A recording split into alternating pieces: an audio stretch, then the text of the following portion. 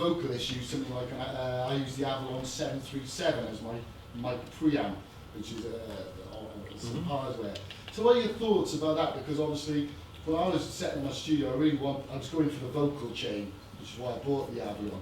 But then people like Slate brought out the mic emulation as a scenario there. Yeah, I don't know the microphone emulation box, so I won't speak to it, because on the face of it, it sounds like a crazy person idea.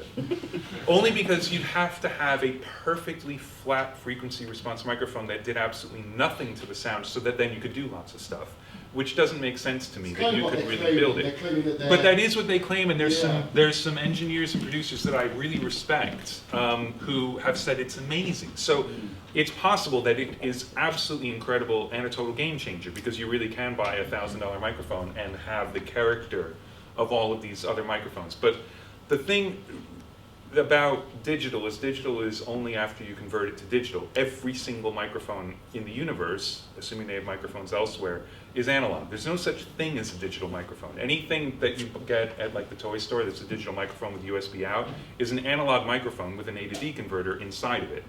So while it's an analog voltage, I'm all for doing as much as possible to it in the analog domain. So my vocal chain of choice, when I can use the stuff that I saved up and bought, or I go somewhere else, would be a Neve mic pre with an EQ and a Uri 1176 compressor.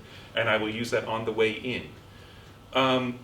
Just while mixing, I don't see the need to go back out, because what's going on in here is just as good sounding to me as what goes on out there, especially if you're going to reconvert it from digital to analog and then have to reconvert it again from analog to digital just to get it back in to then blend it in with the rest of the stuff. But while recording, the analog chain, I mean, you cannot get anything more important than, first of all, the talent and the microphone and the room you're in, and then the preamp, and then if you're going to EQ and compress. So I've done the right thing then. Really. Yeah, you need to capture it as best as you can, and then once it's in here, it's a personal decision about whether you bring it back out to do stuff. But if you're going to EQ and compress it, and you can do it with good analog stuff on the way in, absolutely, because then you're capturing the best version of the thing that you want, and you've also set the sound of the vocal.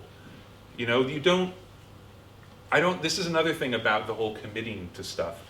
How do you sing to a song that doesn't sound like what it's supposed to sound like? Kind of. It doesn't have to be finished, but it needs to feel like the song that you're supposed to sing to. Otherwise, what are you singing to? You don't know what the approach will be. You don't know how the keyboards lead into the chorus, or how the guitar solo ends over the beginning of the middle eight, and all of that stuff if you haven't made those decisions in the first place. And it just, especially as a singer, because that has the most latitude in terms of how you interpret and what you do, I don't know how you can possibly sing on stuff that doesn't at least send you down the road of what it's going to be. So yeah, absolutely, it makes sense to have a really good vocal chain that makes it sound the way you want it to sound. A cool color to the plugins, they're really good. Yeah. I think that they're great. But there are lots of plugins that do that thing in a different way, but they're very, very smart. I mean, Steven's crazy, as anyone who's watched any of his videos will know, but he's also really, really smart. Yeah. And Fabrice, who does all the coding, is a genius. So yeah, it's good stuff. Thank you. Yeah. Aside from record more and mix more, what kind of practical advice could you give to, say, pretty much everyone in this room that would want to work on, say, higher profile projects? How would you see that? You mean just in terms of career stuff, not in terms of practical stuff? Yeah. It's really difficult. There isn't a good answer to that. I think that the best advice I can give, and I've given it before, so this isn't a canned answer at all, because I really truly believe this, is it's really, just like the gear lust thing, it's even easier to have job lust. And it's used to be even easier. You would be the assistant on a session, and the engineer didn't know how to run Pro Tools. Like, oh my God, how does he have this job? Like, you've got to be, I should be doing this record. Of course, he's there for his experience, or because he's buddies with the producer, whatever reason it was. But you're always lusting after something else, and then the opportunities that are presented to you that are actually sort of on the level that you're at seem very lackluster, and you don't even want to do them. I think it's really important as you're learning to work with, if you're an engineer or a producer, to work with musicians who are in exactly the same part of their careers as you are. It might not give you the best raw material to work with because they're not U2 yet, but it puts you in situations where your shortcomings are totally cool because their shortcomings are in exactly the same spot, like in terms of progression of knowledge and utility that theirs are. And so there's this really great sort of generous creative spirit to a lot of those projects, and you understand why they're not going to pay you. And it isn't that you got a gig because you said you'd do it for free when they were going to pay somebody who's more qualified, and like, oh, now you've got it, but you're in over your head, and also you're getting taken advantage of, or there are just so many things that can come into it when you try and go too far out of your depth in terms of where you actually are. So I really think that that's the best thing, and it will keep you happiest, and also you'll learn the most because you're allowed to make a mistake when you're working with somebody who's learning. If you manage to get in on a session that you're not ready for and make a mistake, that could easily be the end of your career in that city.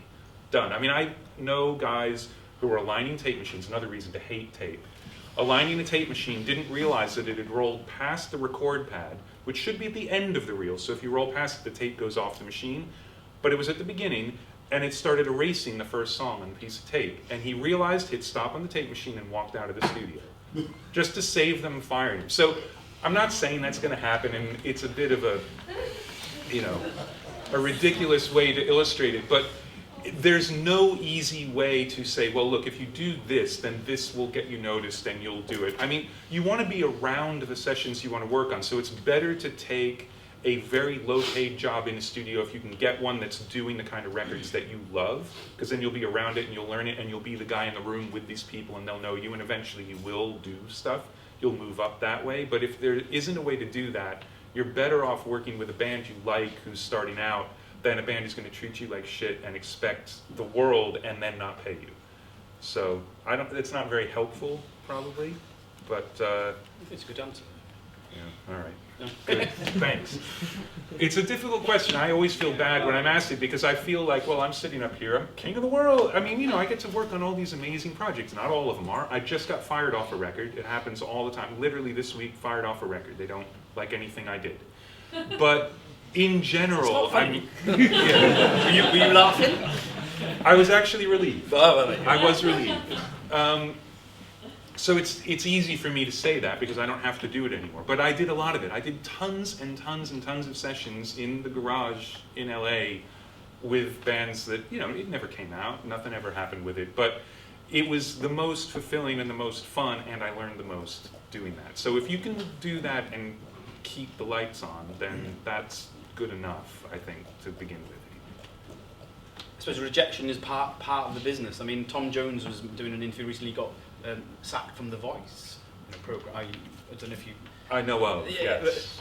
I mean, Tom Jones got sacked from a TV program. Tom Jones. Yeah.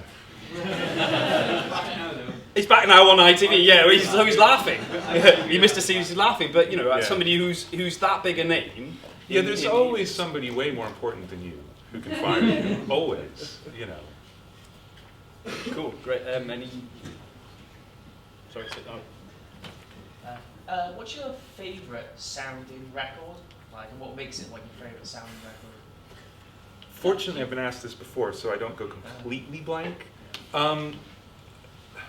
Probably, there are a bunch in different genres, but probably one of the most astounding sounding records to me is a jazz record. It's Oliver Nelson, Blues and the Abstract Truth. It's a late 50s record recorded by Rudy Van Gelder, all live. It's just a jazz quintet. Musically, there are plenty of Blue Note records I like a lot more than that. But you put that record on and you are in the room with them, period. It's crazy how good that record sounds. And in that way, how natural that record sounds. And I'll have to think for other stuff. Because to me, there are records that feel amazing, that just feel great, but they don't necessarily sound great. So for great sounding ones, I mean, that is absolutely number one. And if I think of another one in the next 5 minutes, I'll blurt it out. Cool, so were you next? My mixdowns sound very boxy. I'm slowly coming to realise this because I've got too many stereo sounds, I think. And I was wondering, how would you attain width by using mono sources? Would you double them and then pan them left and right? Well, no, because once you've doubled them, now you've made it mono again.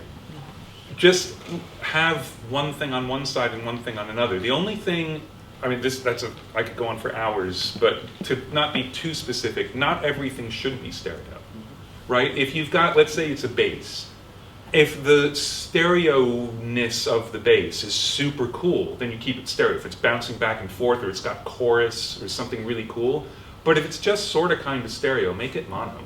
Who cares? And leave it in the middle.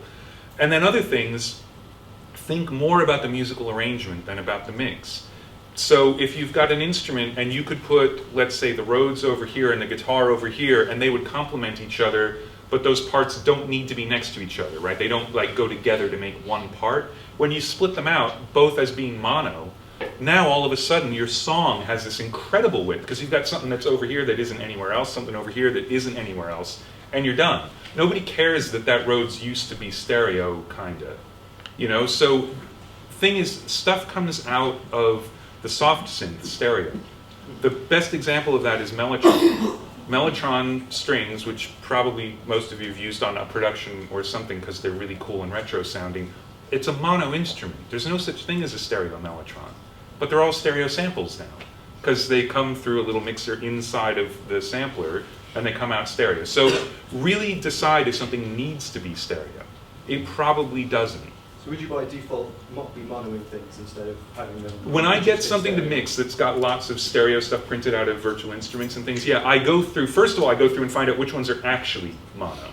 And I don't trust my ears for it. Actually, there are lots of plugins that'll show you the kind of stereo spread of something, and when it's a stick up the middle, like, great, that's mono. And just make it mono. And then for other things, I really will just listen to them. Now, there's another thing you can do, and this I got from watching a video on the internet. Alan Meyerson, who's an amazing film score mixer. He mixes everything for Hans Zimmer. Really, really amazing. What he'll do is take a time adjuster plugin in Pro Tools, which is like their super, super, super tiny, fine delay plugin. It's in terms of samples, not milliseconds.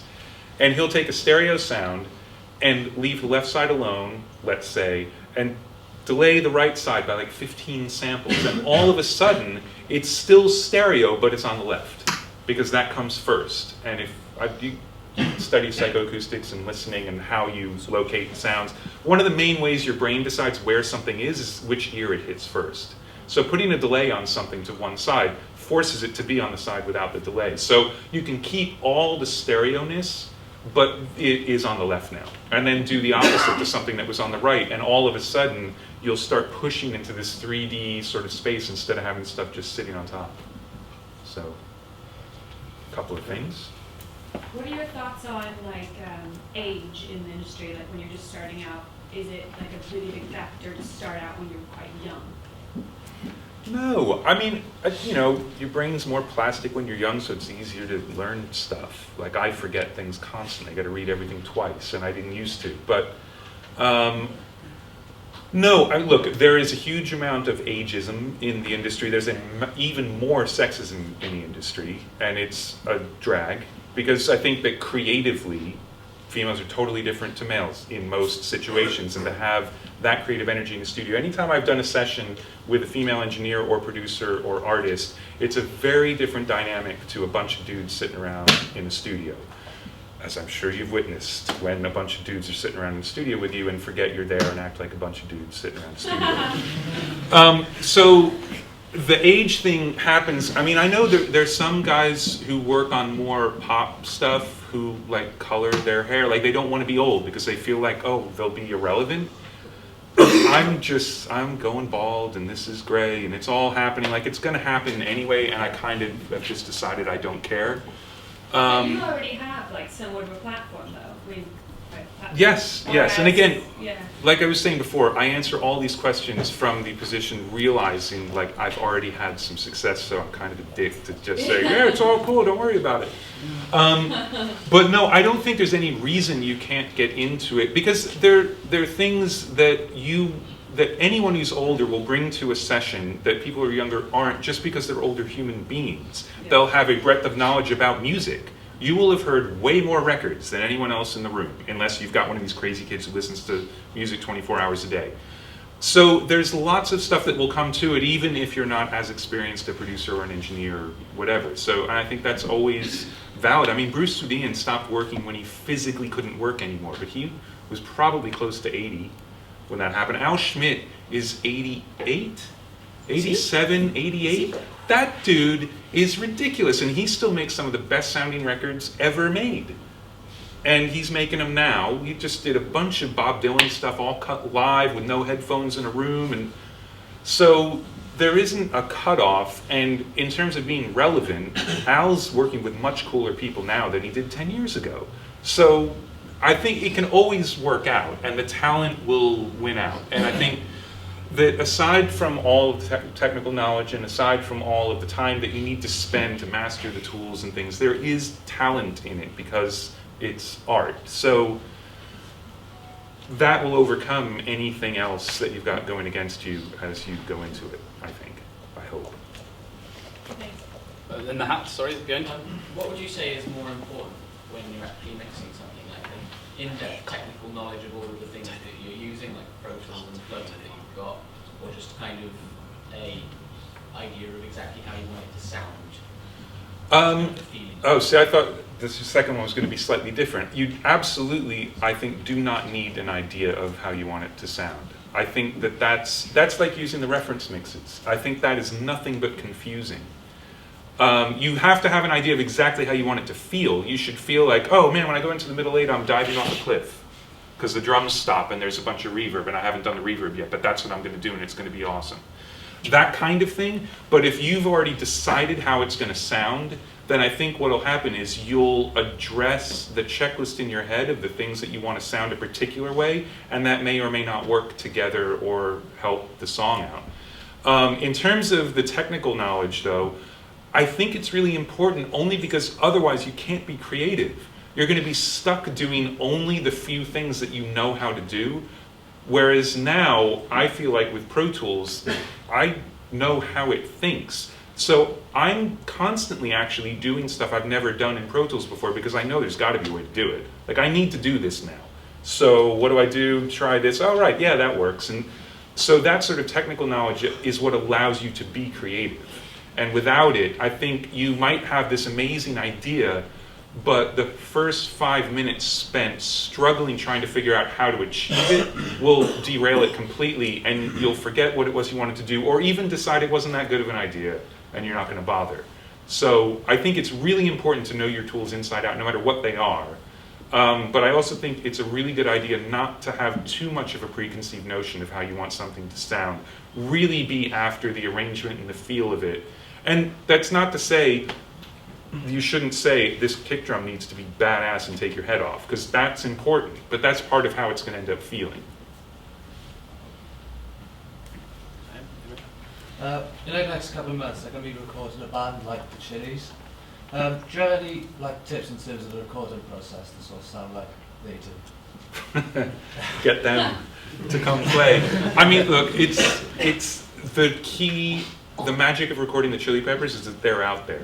The big thing about them is they record live. This last record they didn't. I didn't work on this last one. Apparently they didn't do it all live. Danger Mouse did a lot of the stuff that he does, taking bits and pieces of things. But up until then, and even the writing demos for this last album, they're just out there as a band. They love to play, and they look at each other. They don't play to a click, ever, unless they know they want to do programming. That's another thing. It seems as though, like, your eyes went up like, what? They didn't play to a click? What?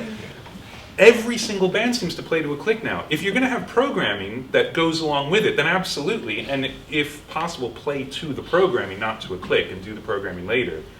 But why are you taking a bunch of humans who have arms that need to get places and making them play to a click? Because what will happen is the drummer gets super excited going into the chorus and speeds up a little bit on the fill in a way that feels good, not feels terrible. So that means they get to the chorus early.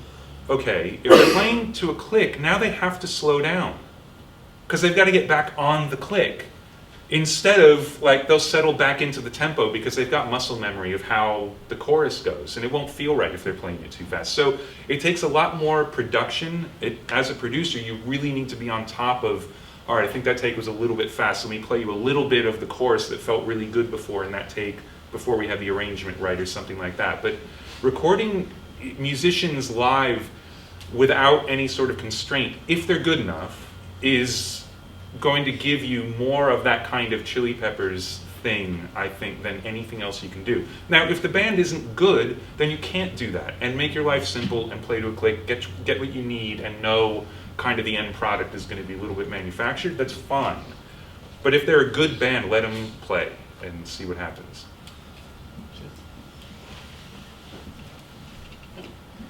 I've been speak videos of about 99% of the population not sort of knowing what goes into the mix and what really makes a difference when the mix is played on the radio. How do you see the accessibility of modern technologies and the way it can be recorded mix? How do you see that affecting the longevity of the industry, and do you think that it'll make a difference when any person can make a mix? Talk about that. I mean, that's the question of, you know, where are we going, basically. And there are a lot of different sides to that, and I'll try to cover just a couple of them really quickly. I personally think that the democratization of the music business is a great thing. We were talking about this earlier, that there are a lot of really amazing records that wouldn't be made if you still had to have a lot of money to go into a studio. They just would never happen. I mean, even people from a while ago, like Tori Amos or people like that, were super creative people making records on their own, and they wouldn't have been able to do it. The first Poe record, like some really indie, weird artists, and having the technology available made those records happen. So I think that's a really good thing. I also don't think that people who have access to expensive gear should be the gatekeepers of art. I think that's ridiculous. And so that is what studio owners were to music for a long time. So I love the fact that those things have gone away. But I think that the mixing side of it just isn't that important.